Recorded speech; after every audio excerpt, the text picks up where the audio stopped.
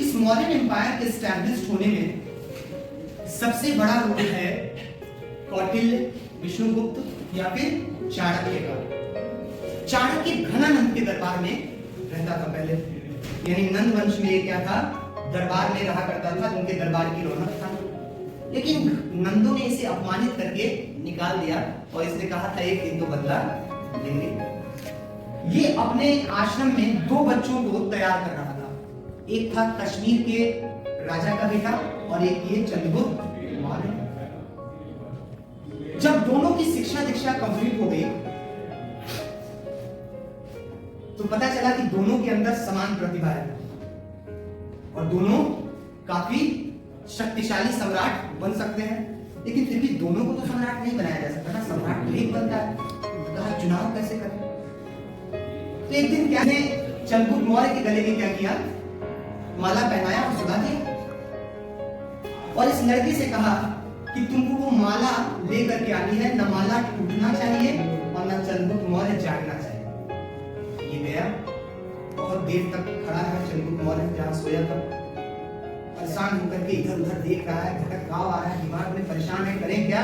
दो चीज हो सकता है, या तो वो जागेगा और या फिर माला टूटेगा। और गुरु ने कहा ये दोनों नहीं होना चाहिए। वापस आए गुरु पास का, गुरु हो तो नहीं पाएगा, या तो माला को तोड़ करके निकालना पड़ेगा खींच के, या फिर चंद्रगुप्त मौर्य उठेगा।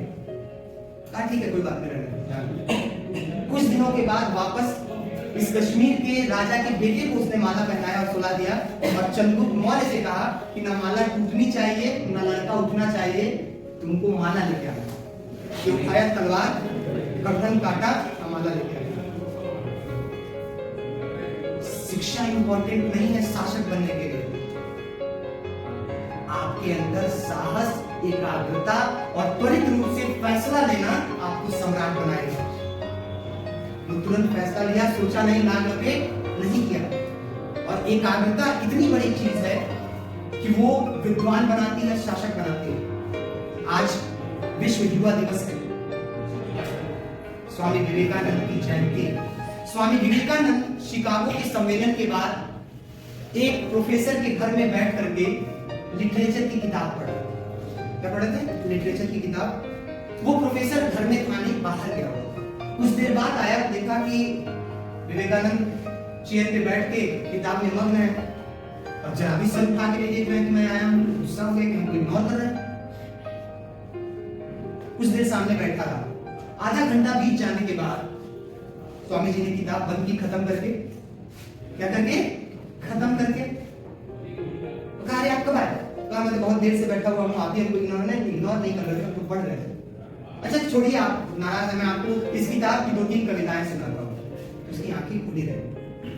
वो स्वीकार ही नहीं कर पा रहा था कि 200 पेज की किताब को कोई आधे घंटे में कैसे खत्म कर सकता है और कविता 3-4 याद भी कर लिया। वो लगातार मानता रहा कि स्वामी जी ने हमें क्या किया है, इग्नोर किया है। लेकिन इस कहानी से जो सीधा संदेश मिलता है वो है एकाग्रता का। स्वामी जी उसके आने और जाने पे भटक नहीं रहे हैं, वो जो काम कर रहे हैं उसमें उनकी क्या है, एकाग्रता है, वो कंस्ट्रेंट है।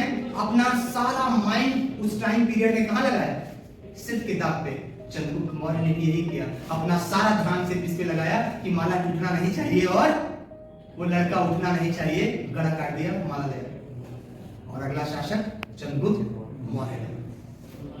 ये सब